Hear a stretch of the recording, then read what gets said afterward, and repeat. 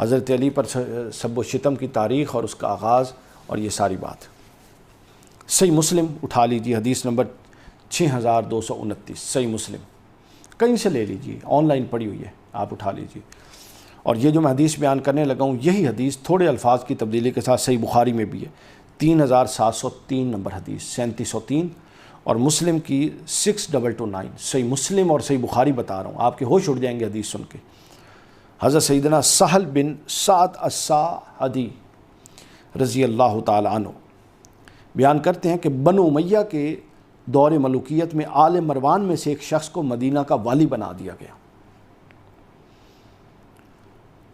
اور اس گورنر نے، جس کو مدینہ کا والی بنایا گیا، اس گورنر نے سیدنا حضرت سہل کو بلوایا اور حکم دیا کہ وہ سیدنا علی کرم اللہ وجہ الکریم کو گالیاں دے، نعوذ باللہ من ذالک، برا بھلا کہے۔ حضرت سیدنا سہل نے صاف انکار کیا۔ پھر اس انکار پر اس گورنر نے کہا چلو نام لے کر نہ دو، اتنا ہی کہہ دو کہ اللہ ابو تراب پر لعنت کرے، نعوذ باللہ من ذالک، اللہ کی لعنت ہو ایسے لوگوں پر جنہوں نے یہ حضرت علی کے بارے میں کہا۔ اور یہ صحیح مسلم کی حدیث میں پڑھ رہا ہوں۔ حضرت سہل کو کہا کہ چلو اتنا ہی کہہ دو کہ ابو تراب پہ لعنت ہو۔ اس کی اس بات پر حضرت سیدنا سہل رضی اللہ تعالیٰ نے فرمایا کہ سیدنا علی کو ابو تراب تو سب سے پسند نام تھا، اور ان کو اس سے زیادہ کوئی نام محبوب نہیں تھا، تو وہ اس نام کے پکارے جانے پر خوش ہوتے تھے، جس کو تم تنقیص کے طور پہ، اور پھر اس نام کو لے کر یہاں ڈرامہ یہ لگاتے ہیں کہ ابو تراب نام لیتے تھے تحقیر کے لیے۔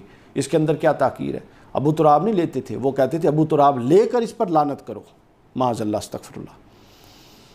تو وہ نام کے پکارے جانے پر خوش ہوا کرتے تھے، حضرت سعد نے بتایا۔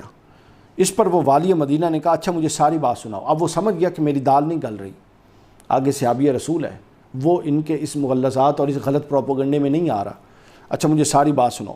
پھر حضرت سعد نے فرمایا کہ ایک دفعہ رسول اللہ سیدہ فاطمہ الزہرا سلام اللہ علیہا کے گھر تشریف لے گئے، وہاں سیدنا علی موجود نہیں تھے، تو آپ نے سیدہ فاطمہ سے پوچھا کہ تمہارا چچا زاد یعنی علی کہاں ہیں؟ انہوں نے عرض کی کہ میرے اور ان کے درمیان کوئی بات ہوئی ہے، وہ ناراض ہو کر باہر چلے گئے ہیں، اور دوپہر باہر گزاری۔ حضور علیہ السلام نے کسی کو حکم دیا کہ جاؤ دیکھو علی کہاں ہیں۔ جب پورا اس کو دیکھا گیا تو حضرت علی نے مسجد میں حضرت علی کو سویا ہوا پایا، چنانچہ حضور علیہ السلام ان کے پاس مسجد میں چلے گئے، حضرت علی کی کمر سے لباس ہٹایا، اس پر مٹی لگی ہوئی تھی، حضور نبی اکرم صلی اللہ علیہ وسلم نے اس مٹی والے لباس کو ہٹایا اور فرمایا کہ اے ابو تراب، مٹی جھاڑتے رہے اور فرماتے رہے کہ اے ابو تراب اٹھو، اے ابو تراب اٹھو، اور حضرت علی کو وہاں سے اٹھا کے گھر لے آئے۔ حضور علیہ السلام نے یہ لقب حضرت علی کو عطا فرمایا تھا۔ تو آپ سن لیجئے، یہ جو اپنا ناسبی فکر کے لوگ آج کل جس فکر کو فروغ دے رہے ہیں، یہ کوئی اس کی روایت کی بات نہیں ہے، یہ بخاری مسلم کی حدیث ہے۔ اس کے بعد اگلی حدیث صحیح مسلم ہے، میں اگلی حدیث پیش کرنے لگا ہوں، وہ بھی صحیح مسلم سے ہے، حدیث نمبر حضرت سیدنا عامر بن سعد بن ابی وقاص تابعی رحمۃ اللہ علیہ۔ حضرت سعد بن ابی وقاص، عامر بن سعد بن ابی وقاص اپنے والد سیدنا سعد بن ابی وقاص رضی اللہ تعالیٰ عنہ، جلیل القدر صحابی، جلیل القدر، عشرہ مبشرہ میں سے ہیں جن کو جنت کی بشارت حاصل ہے۔ بیان کرتے ہیں حضرت سعد بن ابی وقاص سے کہ حضرت معاویہ بن ابی سفیان نے حضرت سیدنا سعد بن ابی وقاص کو ایک کام کا حکم دیا، آمرا، حکم دیا، انہوں نے انکار کر دیا۔ اس پر حضرت معاویہ نے ان سے پوچھا کہ آپ کو ابو تراب یعنی سیدنا علی کو گالی دینے سے، برا بھلا کہنے سے، سب و شتم کرنے سے کیا چیز روکتی ہے؟ غور کیجئے، کتنا دلچسپ سوال ہے، اس کے اندر بھی بڑے حقائق ہیں، یہ بڑا دلچسپ سوال ہے۔ سیدنا سعد بن ابی وقاص نے فرمایا کہ میں ہرگز کبھی ان کو گالی نہیں دوں گا، کیونکہ 3 باتیں جو حضرت علی میں ہیں اور رسول اللہ نے فرمائی تھیں، اگر ان تینوں میں سے مجھے ایک بھی مل جاتی، وہ فضل مجھے سرخ اونٹوں کے مل جانے سے زیادہ عزیز تھا۔ اور وہ پھر آپ نے حضرت سعد بن ابی وقاص نے وہ تفصیل بتائی تینوں چیزوں کی، فرمایا کہ وہ یہ کہ رسول اللہ کو میں نے سنا کہ انہوں نے غزوہ تبوک میں حضرت علی کو پیچھے چھوڑا، تو حضرت علی نے عرض کی کہ یا رسول اللہ آپ مجھے بچوں اور عورتوں میں چھوڑتی ہیں؟ تو حضور نے فرمایا کہ کیا تم اس پر خوش نہیں ہو کہ تمہاری میرے ساتھ وہ نسبت ہے جو موسیٰ علیہ السلام کو ہارون کے ساتھ تھی، سوائے اس کے کہ میرے بعد نبی نہیں ہے۔ اور دوسری فضیلت یہ کہ میں نے غزوہ خیبر کے دن رسول اللہ کو یہ سنا تھا، فرماتے سنا تھا کہ کل میں لشکر کی قیادت یہ علم اور یہ جھنڈا اس کے ہاتھ میں دوں گا جس کے ہاتھوں فتح ہوگی، جو اللہ اور اس کے رسول سے محبت کرتا ہے اور اللہ اور اس کا رسول اس سے محبت کرتا ہے، دوہری محبت کی سند ٹھپا۔ یہ سن کر ہم اسی امید پر، حضرت سعد کہتے ہیں ہم اسی امید پر جاگتے رہے کہ شاید ہمیں جھنڈا مل جائے، مگر صبح ہوئی تو حضور نے فرمایا کہ علی کہاں ہیں؟ حضرت علی کو بلایا گیا، انہیں لایا گیا تو ان کی آنکھیں دکھتی تھیں۔ حضور علیہ السلام نے اپنے لعاب دہن مبارک ان کے آنکھوں میں لگایا اور بالکل آنکھیں ٹھیک ہو گئیں، جیسے کہ خراب ہی نہیں تھی۔ جھنڈا ان کو پکڑایا، اللہ نے ان کے ہاتھوں پر فتح دی۔ اور تیسری فضیلت حضرت سعد فرماتے ہیں، سعد بن ابی وقاص، کہ جب عیسائی پادریوں کو مباہلے کے چیلنج کے لیے بنایا اور قرآن کی آیت نازل ہوئی کہ اے پیغمبر آپ اپنے بیٹوں کو بلائیں اور اپنی بیٹیوں کو بلائیں اور اپنی عورتوں کو بلائیں، تم اپنی عورتوں کو بلاؤ وہ اپنی عورتوں کو بلائیں، تم اپنے بیٹوں کو وہ اپنے بیٹوں کو، تو حضور علیہ الصلوۃ والسلام اس معاملے میں، مباہلے کے اس معاملے میں حضرت علی کو، حضرت فاطمہ کو، حضرت امام حسن کو، حضرت امام حسین کو لے کر گئی تھی اور اللہ کی بارگاہ میں عرض کی کہ اللہ یہ میرے اہل بیت ہیں۔ حضرت سعد نے یہ تیسری فضیلت بتائی اور فرمایا کہ یہ 3 فضیلتیں جو حضور نے علی کو عطا فرمائی تھیں، اگر ان میں سے ایک بھی مجھے ہوتی تو یہ میرے لیے سرخ اونٹوں سے زیادہ عزیز تھی۔ سامعین کرام، یہ ہے اصل حقیقت۔ اس کے بعد یہ جو میں نے حدیث آپ کے سامنے بیان کی، یہ نوٹ فرما لیجئے، صحیح مسلم حدیث نمبر 6220 ہے۔ اب تو یہ انٹرنیٹ کا دور ہے، اب تو ایشو ہی نہیں ہے۔ اب یہ مولوی کیسے ڈھکوسلے بنا رہے ہیں؟ فوراً یہ میں حدیثوں کے نمبر بتا رہا ہوں، یوٹیوب، فیس بک پہ، اس کے گوگل میں لکھیے مسلم کی حدیث نمبر، یہ حدیث سامنے آ جائے گی اور آپ میچ کر لیجئے کہ یہ کتنے جھوٹے لوگ ہیں۔ بغض اہل بیت آج بھی ان کے اندر سرایت کیے ہوئے ہیں۔ یہ بنو امیہ کا فکری تسلسل چل رہا ہے سارا کا سارا۔ اس کے بعد سنن نسائی، سنن الکبریٰ، حدیث نمبر 8439، کوئی روایت نہیں بتا رہا تاریخ کی، صرف حدیث، اور وہ حدیث جن کے بارے میں شیخ زبیر علی زئی جیسا بندہ اور ناصر الدین البانی جس کو صحیح کہتے ہیں، سب کی اسناد صحیح ہیں، کوئی ضعیف روایت نہیں ہے۔ بیان کرتے ہیں امام نسائی، حضرت معاویہ بن ابی سفیان نے حضرت سعد بن ابی وقاص سے پوچھا کہ آپ کو ابو تراب کو گالی دینے سے کس نے روکا؟ حضرت سعد نے جواب دیا، آگے وہ 3 باتیں، وہ پرانی بات جو ساری پوری میں نے تفصیل بیان کی۔ پھر سیدنا عامر بن سعد نے فرمایا، اللہ کی قسم سعد بن ابی وقاص کی یہ گفتگو سن لینے کے بعد حضرت معاویہ بن ابی سفیان جتنے عرصہ مدینہ میں رہے، حضرت سعد کی یہ گفتگو سننے کے بعد انہوں نے اس موضوع پر ایک حرف بھی کلام نہیں کیا، اس موضوع کو بالکل کلوز کر دیا۔ اس کے بعد سنن ابن ماجہ سن لیجئے، سنن ابن ماجہ حدیث نمبر 121، اور علامہ البانی اس کو صحیح کہتے ہیں، اس کی اسناد کو صحیح کہتے ہیں۔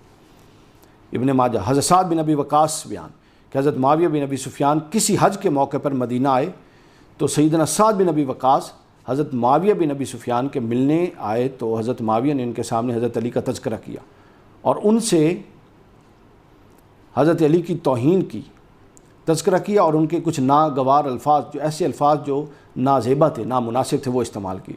تو حضرت سعد کو غصہ آ گیا، انہوں نے فرمایا کہ ایسی باتیں اس شخص کے متعلق کرتے ہو جس کے متعلق میں نے خود رسول اللہ سے فرماتے سنا کہ جس کا میں مولا ہوں اس کا علی مولا ہے، اور جس کا مولا دلی محبت، یعنی جس کا میں مولا اس کا علی مولا، اور میں نے خود رسول اللہ کو فرماتے سنا ہے کہ علی تیری مجھ سے وہی نسبت ہے جو موسیٰ کو ہارون سے تھی، سوائے اس کے کہ میرے بعد نبی نہیں، اور میں نے خود رسول اللہ کو یہ فرماتے سنا ہے کہ آج میں لشکر کی قیادت اس شخص کو دوں گا جو اللہ اور اس کے رسول سے محبت کرتا ہے، اور اللہ اور اس کا رسول اس سے محبت کرتا ہے۔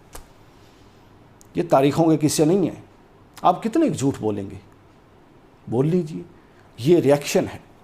مجھے ضرورت نہیں تھی اس پہلو کو اجاگر کرنے کی، لیکن جب آپ عوام کو گمراہ کریں گے اور پھر اہل بیت سے متعلق گمراہ کریں گے تو سوال ہی نہیں پیدا ہوتا، کوئی اور خاموش رہے، میں نہیں خاموش، ہم نہیں خاموش رہ سکتے۔ معلوم نہیں ہے اہل بیت سے زیادہ کسی کے ساتھ ہمدردی، سمجھ سے حضور کے بیٹوں، بچوں، بیٹیوں کے سے زیادہ کسی سے ہمدردی، حضور علیہ الصلوۃ والسلام کے خانوادے سے زیادہ کسی سے ہمدردی، یہ آپ کا ایمان ہے یا کیا ہے؟ اس کو کوڑے میں ڈالیے ایسے ایمان کو کہ اگر رسول اللہ کے خانوادے کے ساتھ وہ وابستگی نہیں ہے تو ایمان کس چیز کا ہے؟ مستدرک للحاکم کی حدیث نہیں یاد؟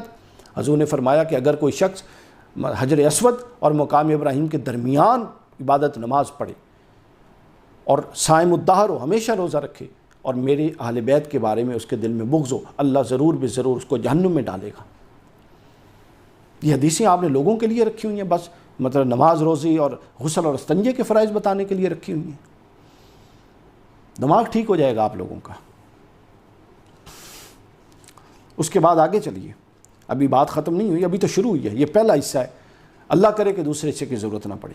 اس کے بعد حضرت علی کو گالیاں دینے سے متعلق حضرت سعد بن ابی وقاص کا کیٹاگوریکل موقف سنی۔ ضرورت کیا تھی مطلب یہ بھی کوئی ضروری چیز ہے کہ ایک صحابی حضرت علی کو گالیاں دینے سے متعلق اپنا نقطہ نظر رجسٹر کرواتا پھرا کہ خبردار علی کو گالیاں مت دو؟ ضرورت کیا تھی؟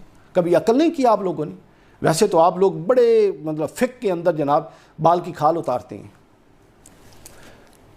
سنن نسائی سنن الکبریٰ 8477 نمبر حدیث،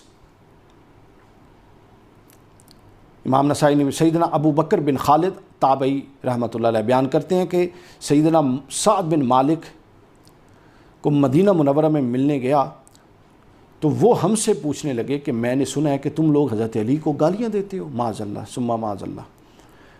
میں نے عرض کیا واقعی آپ نے ہمارے متعلق ایسی بات سنی؟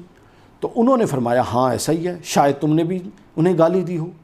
میں نے عرض کیا اللہ کی پناہ چاہتا ہوں میں ایسی حرکت سے۔ سیدنا سعد بن ابی وقاص نے فرمایا کہ سیدنا علی بن، پھر آگے آپ وہ کوٹ کریں گے، سیدنا سعد بن ابی وقاص نے فرمایا کہ سیدنا علی بن ابی طالب کو گالی مت دینا، بے شک اگر میری مانگ، حضرت سعد کا موقف سے یہ مانگ یعنی نصف سر سے آرا چل جائے اور مجھے اس بات کا انکار کہ علی کو گالی دو، اس کے انکار کرنے پر مجھے اس آرے سے چیر دیا جائے، میں پھر بھی علی کو گالی نہیں دوں گا، کیونکہ میں نے رسول اللہ سے حضرت علی کے فضائل میں بہت کچھ سن رکھا۔ تو کوئی تو تھا نا جو حضرت علی کے گالیاں دینے کا یہ ماحول سازی ہوتی تھی۔ ماحول سازی پر بھی روایتیں باقاعدہ خطیب اپوائنٹ کیے گئے، ڈیوٹیاں لگائی گئیں، صحیح بخاری، مسلم، ابن ماجہ، یہ سب کچھ مستدرک حاکم، مسند احمد میں موجود ہے۔ اس کے بعد مستدرک للحاکم کی ایک حدیث پاک، ایک یہ اور اس کے بعد ایک اور حدیث بیان کر کے اس کو آج کلوز کرتے ہیں، اس کے بعد پھر دیکھیں گے انشاءاللہ۔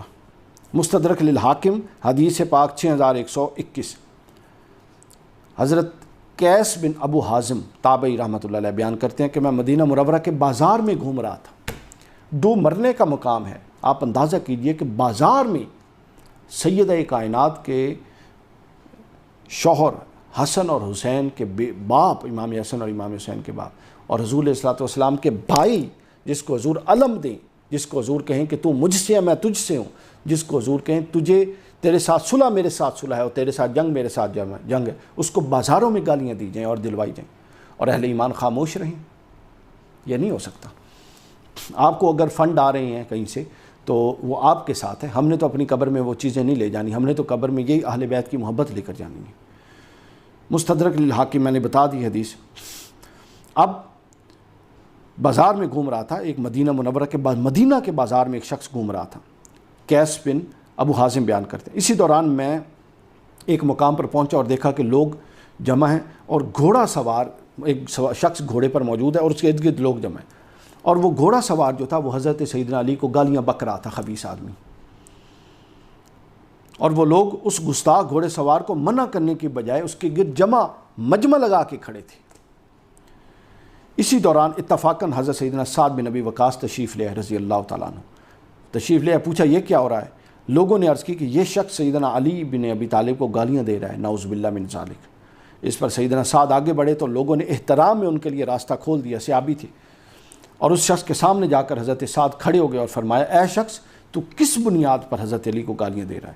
اے گستاخ، کیا وہ سیدنا علی سب سے پہلے مسلمان نہیں ہیں؟ حضرت سعد بن ابی وقاص کی قبر پر اللہ کروڑوں رحمت نازل فرمائے، یہ وہ صحابی تھے جو اہل بیت کی جنگ لڑتے تھے۔ اس کے سامنے جا کے حضرت علی کے فضائل کی ایک لسٹ رکھ دی۔ کیا وہ پہلا شخص نہیں ہے جس نے اسلام قبول کیا؟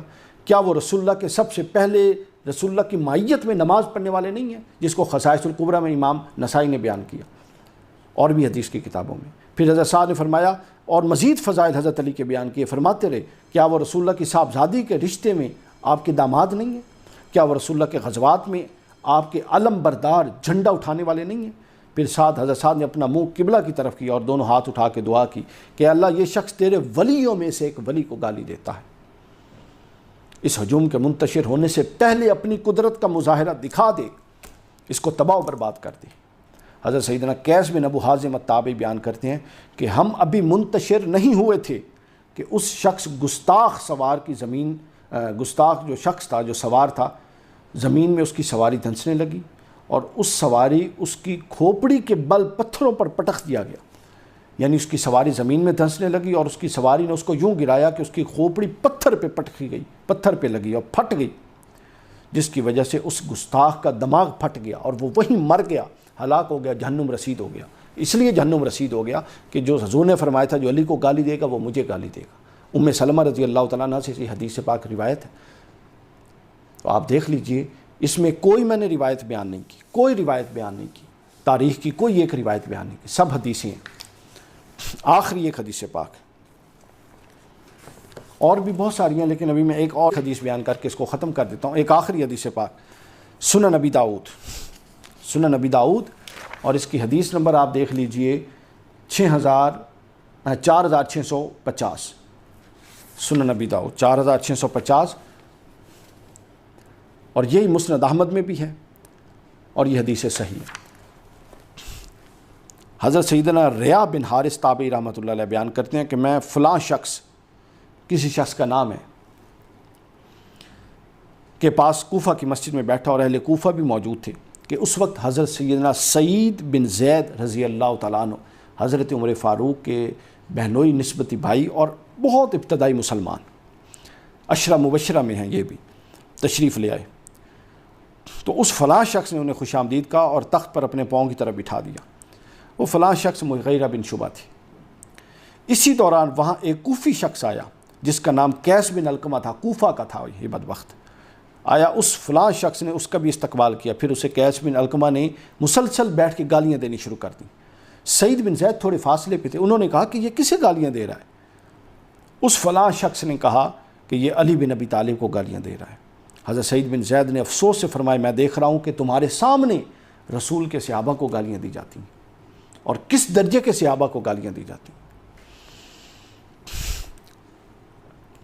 گالیاں دی جاتی ہیں، اور تم اس شخص کو برا نہیں کرتے سمجھتے اور نہ اس کو منع کر رہے ہو، جبکہ اس کے برعکس میں نے خود رسول اللہ کو فرماتے سنا، اور میں کوئی من گڑت بات انہوں نے کہا نہیں کر رہا، میں نے رسول اللہ سے سنا سیدنا ابو بکر جنتی، سیدنا عمر جنتی، سیدنا عثمان جنتی، سیدنا علی جنتی، حضرت سیدنا طلحہ جنتی، سیدنا زبیر، حضرت سیدنا سعد بن ابی وقاص، سیدنا عبد الرحمن بن عوف جنتی ہیں۔ فرماتے ہیں میں نے 10 بندوں کا سنا، 9 کے نام لیے، راوی نے پوچھا مجھے 10ویں کا نام بتائیں، تو 10ویں چونکہ وہ خود تھے عاجزی کے طور پہ اپنا نام نہیں بتایا۔ جب راوی نے اصرار کیا تو فرمایا وہ سعید بن زید ہے۔ حضرت سعید بن زید نے کہا، آپ اندازہ کر لیجئے ان ناسبیوں کے حالات۔ تو حضرت علی کو برسر منبر گالیاں دی جاتی تھی، اس کا ضرورت کیا ہے بیان کرنے کی؟ جب آپ اس بات کو چھپائیں گے تو قبر میں حساب نہیں دینا ہر شے کا؟ ویسے تو آپ مکاشفۃ القلوب کی روایتیں بیان کرتے ہیں کہ ایک بکری کا سینگ اگر کسی کو لگ جائے تو قیامت کے دن اس کا حساب ہوگا، تو بکری کے سینگ کا تو حساب ہوگا، تو اہل بیت نبوی کے ساتھ جو کچھ ہوا اس کا حساب نہیں ہوگا، وہ آپ نے یوں گھول مول کر دیا اس کو، اس کے اندر آپ نے رفو چکر چلا کے رکھ دیا ہوا ہے۔ خدا کا خوف کیجئے، نہ ان موضوعوں کو چھیڑیے تاکہ نہ ان موضوعوں پر مزید بات کی ضرورت پیش آئے۔ اہل بیت اطہار حق پر تھے، حق پر ہیں، ہمیشہ حق پر رہیں گے۔